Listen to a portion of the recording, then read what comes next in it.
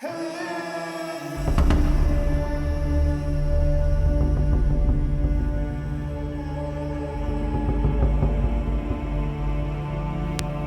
2012, a series of 3 game camera photos changed the life of Craig and Barb Sulk forever. After capturing what some believe was a Sasquatch, the team from Finding Bigfoot came out to investigate their property. Since that episode, the evidence has been piling up, and as of 2020, Cryptids, Anomalies, and the Paranormal Society has been hard at work to document and capture it.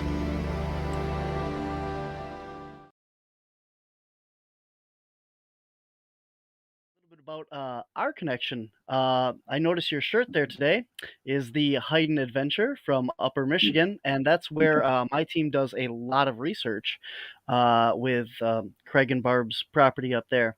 And you were actually a speaker at one of their first conventions, right? Yeah, I was actually the keynote at their first one in 2017, and then they invited me back in 2019 to be one of the panel that was presenting that year, and I was able to present my my study for the first time there. Very cool.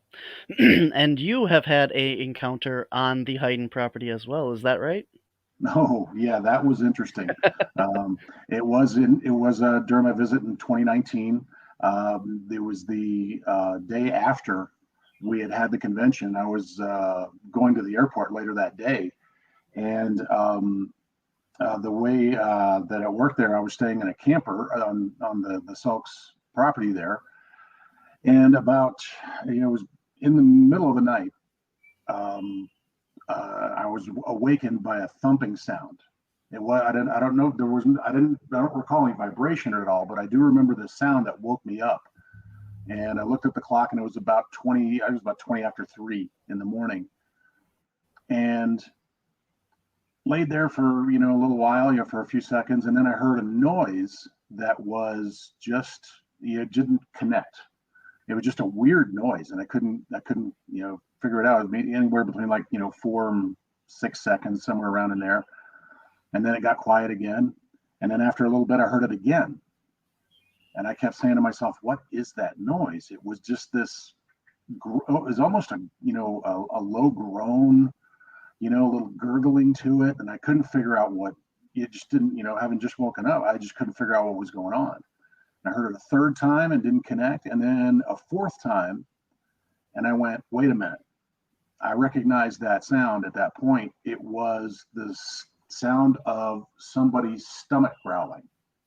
And that everybody knows that noise that it makes.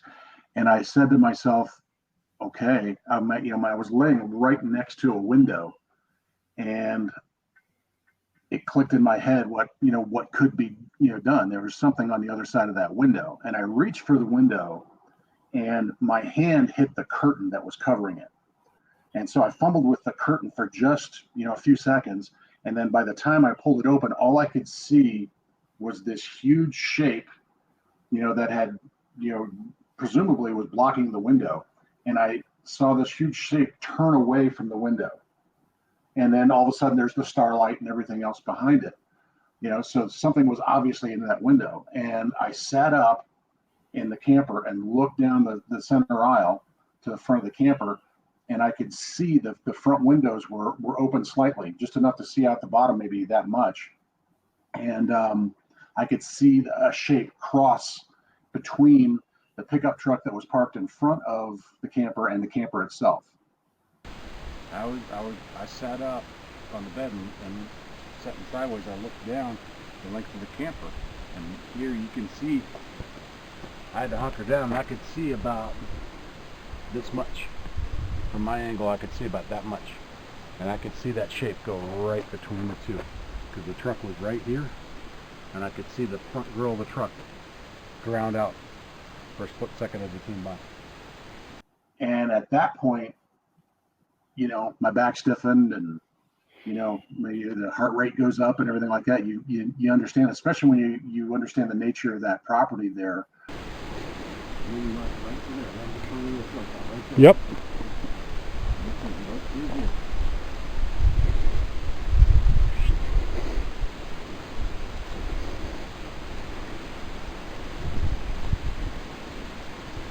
He's standing right here.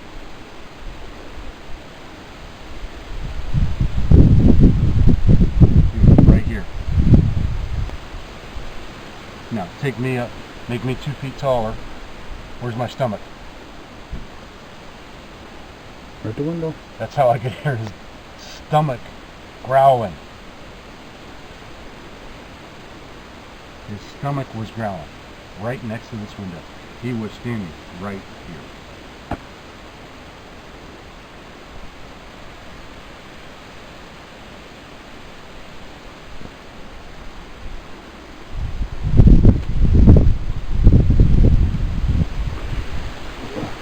So he hit right here somewhere.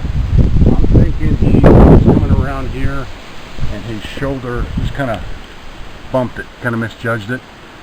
Everybody's done it. You go through a door jam, you go through go around the corner, you misjudge it a little bit and your shoulder hits it, you know? You and I got shoulders on us, we do it all the time. And it was just enough to nudge this thing and wake me up. And I don't know whether he came around through here, whether he just stepped over here like this and started going like this, whatever. I don't know what, but he was standing right here. And he stood there long enough for me to hear his stomach growl 5 times.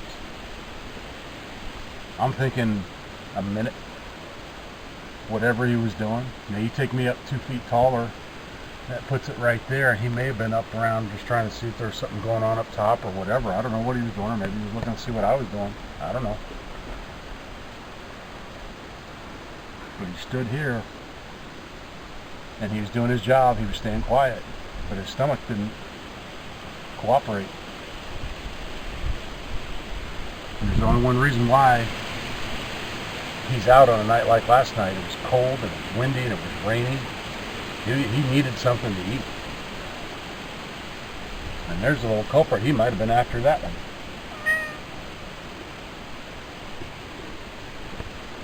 Because she was just skittish as all get out when I got up this morning. She practically charged over to me when I went to go inside. You know, the Sulks basically have one of the perfect labs you could ever have to study, you know, the phenomena there. It is just this 80 acres of you know, absolute experiences there, you know. And I've walked that property with Craig so many times and seen everything, and we talked so much in depth about, you know, the different things that had gone on there. And immediately it clicked in my head. So, you know, my first impulse was to get up and run outside, but then I realized, well, you know, that might not be the smartest thing to do. Even dealing with one of those creatures might not be the best thing. And there are definitely reports of multiple creatures there on that property that, you know, and they inhabit it or, you know, pass through it or whatever.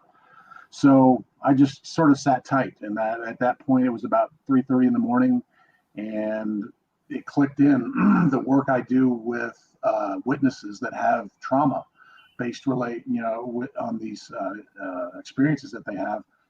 Excuse me. Mm-hmm. I started immediately into the recovery process that I go through with them. And I sat down, pulled out, you know, pen and paper, and wrote down every detail that I could think of. And, you know, it doesn't sound like much of an encounter, but 6 pages later, I was done and then proceeded to basically get up and start pacing up and down that center aisle of that camper until first light. And I wanted to wait and see, you know, see until, you know, I could tell the Sulks were up. And that was about 5:30. And I went in there, I went over to the house and rapped on the door, and I said, "You're just not going to believe this." And we actually did a follow-up investigation. You know, Craig and I did. We started looking around, and a couple of odd things that were there. Number one, they have a cat on the property that lives outside. That as we walked from the camper into his front yard, this cat came around the corner of the building and literally just charged at us. It was to the point where I thought the cat was going to go after one of us or something. It was running that hard. The cat ran up to us and then just immediately stayed between Craig and I, just walking right there, and as though we were some sort of shelter for it and everything. She's acting all weird. Yep.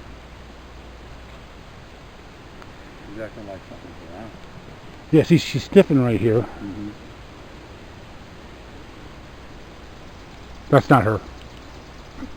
But we walked across this front yard. We were looking at different. He has a couple of trees there in the front yard. We had to see it, take a look and see if there were any hair samples or anything like that had been left behind, And when we got to the far side of the yard, I turned around and looked back, and you could see, how when somebody's walked on grass, something moved across on grass, and you could see it's shinier and in a different way than the grass. You could see something had walked across that yard and over towards the woods that are there on the side of the house.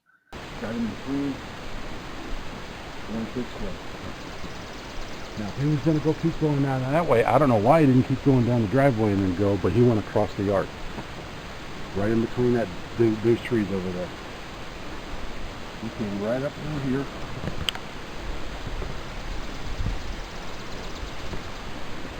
That way. And then out to the road.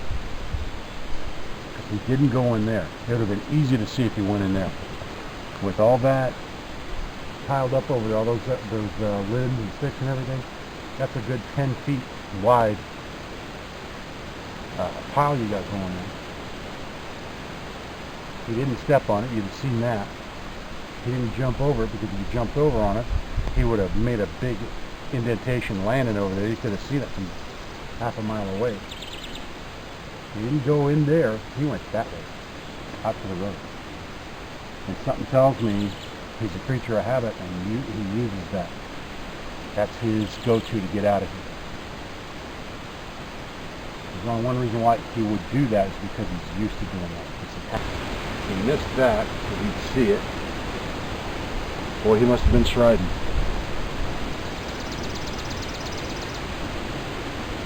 He must have really been striding through this. Because he would have tramped some of these anthills down if he hit them.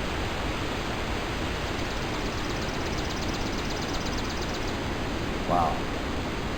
And we tracked it, and we couldn't see that there was anywhere into the woods. There was a barrier of a lot of deadfall that Craig had piled up there, and so it would have been about a 20 to 25 foot leap across that to get to the other side, and we couldn't see anything on the other side. It looked like it may have, something large may have landed after jumping over anything like that. And it's not print.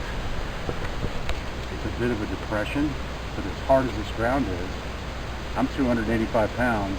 I can't make that depression into this ground.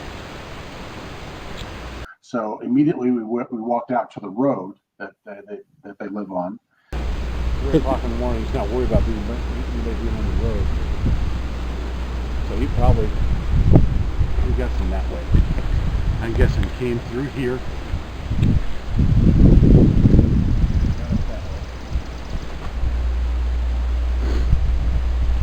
No points of entry here. Something that big went through this stuff, you can see it. We'd be able to see that for days.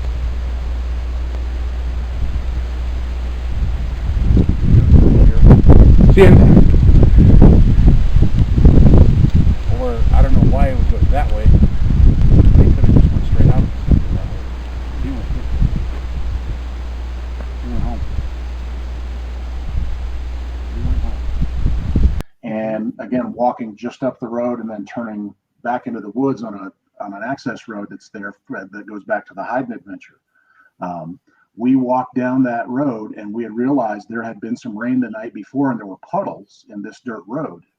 And you know how when something steps in a puddle after all the dirt, mud settles, you can see plainly if somebody's walked through it or what stepped in it. Here. You hear him, see your heels. He stepped on me. That's pretty good.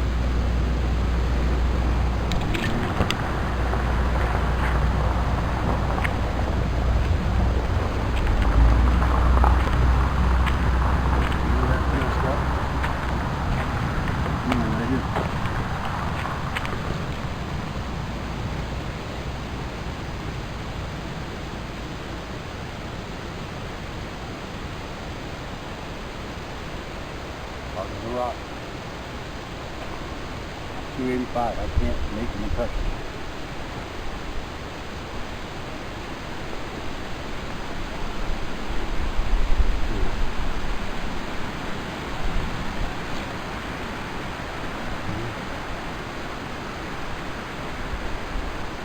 That's what it looks like. Still coming down. Yep. There's no toe kick. Toe kick would be out about here, but there's no toe kick.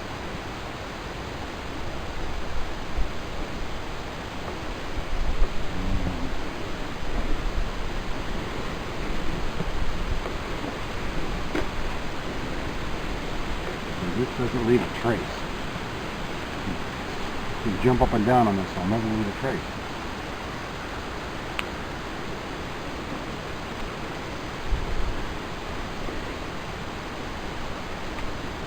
That's old, right? Mm-hmm. So he didn't step on that. So he probably just went right through here. Step on that crap. Literally.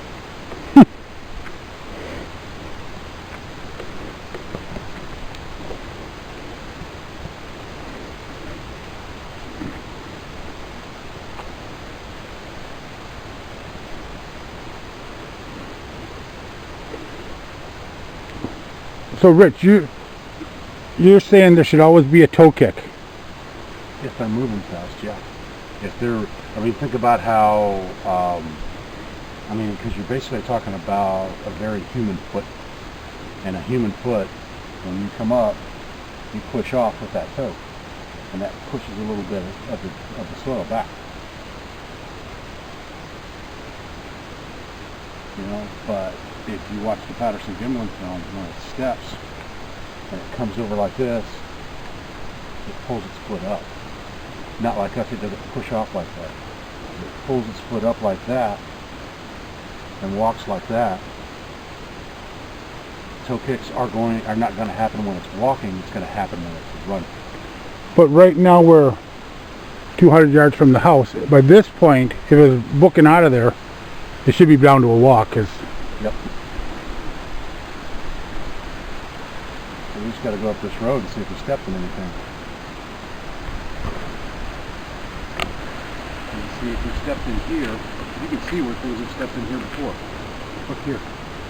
mm-hmm. The bottom's been disturbed. These are smaller animals.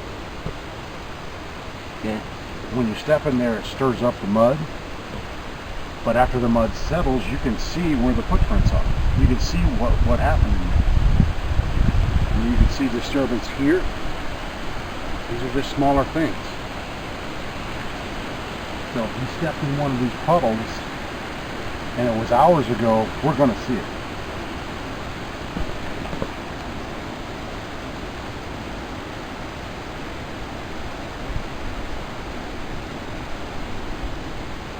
I wonder if they know that. It would not surprise me if they do. They're smart enough to do so many other things.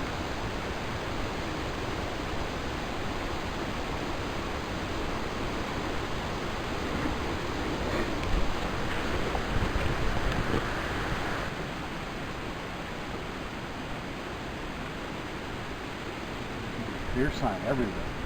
No wonder they live out here. And we went about, I'm guessing about a half a mile up that road, just walking and checking things out, because that seemed to be the, you know, the fastest point of egress for, you know, one of the creatures that would be there, because there's marshy land on one side and thick vegetation on the other side. The road's a natural place for it to run down. And we got about a half mile down there, and I stopped for a second and I looked at Craig and I said, "Do you hear that?" And he said, "Hear what?" And I said, "Nothing." It was absolutely silent. No birds, no bugs, nothing. And that's a real warning sign for anybody who's out there doing this kind of research, to know that when these creatures come around, everything stops. I mean, it wouldn't surprise me if the fish stop swimming in the pond or whatever goes on when these things are around, because they're that intimidating a presence that are there. And, you know, we just kind of looked at each other, and, you know, we had just walked back there without even thinking about it. Neither one of us was armed. Neither one of us had really prepared for an encounter that could have gone south. So basically, we just turned around and walked back down that road and got out of there, because part of coexisting with those creatures is understanding when they need their space.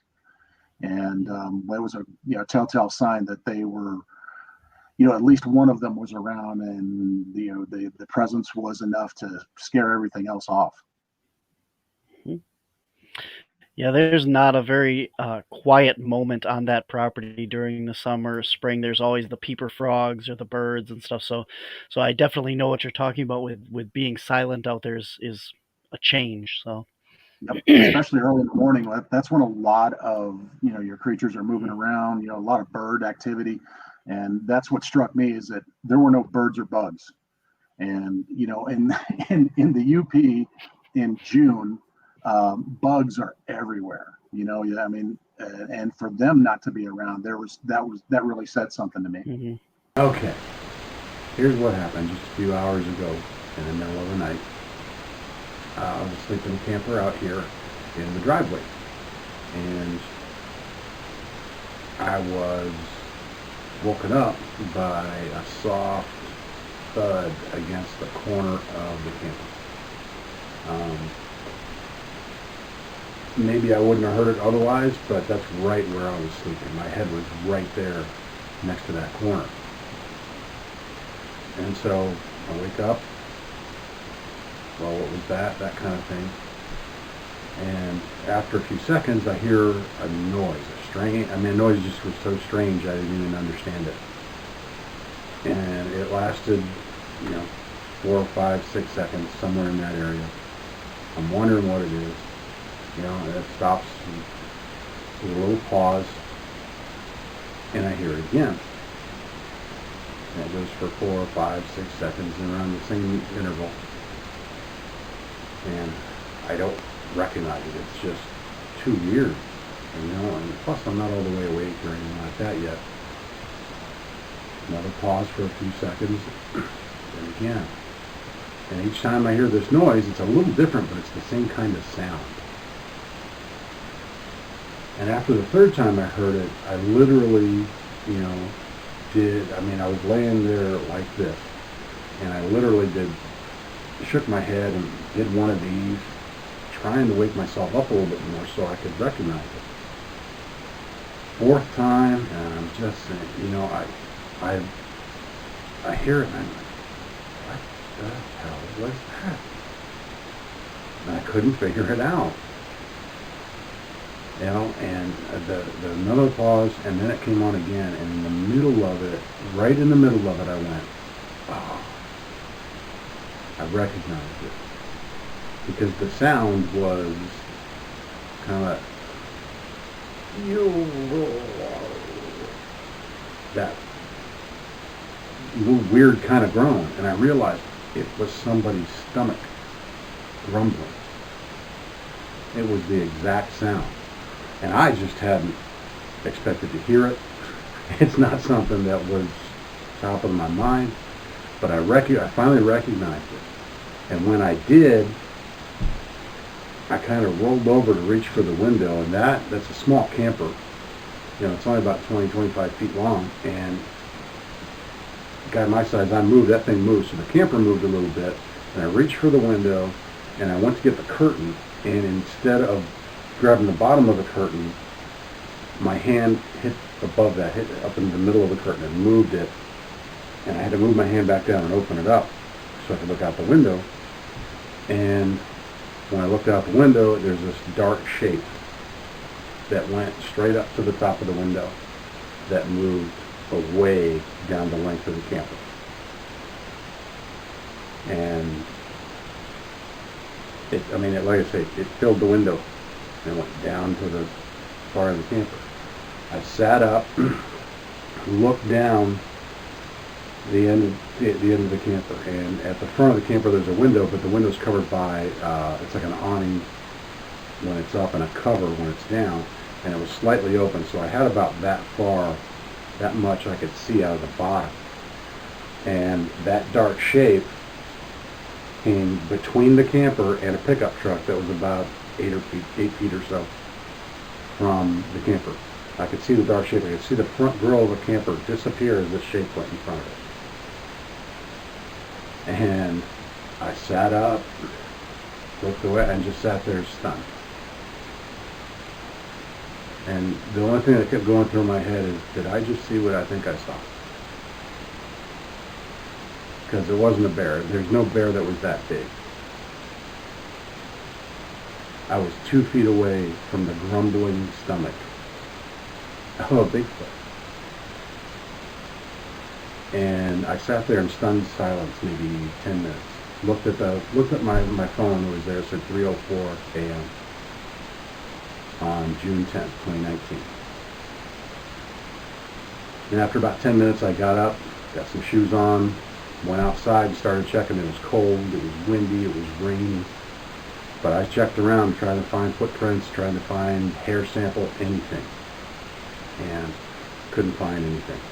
And, our subsequent investigation afterwards, I got up when it was first light. Of course, I paced up and down in this little camper for about an hour after that. I was so fired up, and I'm waiting. I didn't want to go wake up Craig and Barb because, it was early in the morning. We'd had a long weekend with the convention and everything, and there was really nothing to show them. But I was just so juiced up. But at first light, I went outside again, looked around a little bit more. Didn't have to use a flashlight. Couldn't find anything, and got back in the camper. Waited. Kept peeking out the window to see if Craig and Barb were up. Finally, I didn't see any signs, but I still went up to the door, rapped on the door, came in, and still all juiced up, still all fired up from everything that was going on. And wow, I was 2 feet from him. Closest I've ever been, and I've never heard of anybody ever hearing a Bigfoot stomach growl before. And there was no mistaking it. That's exactly what it was.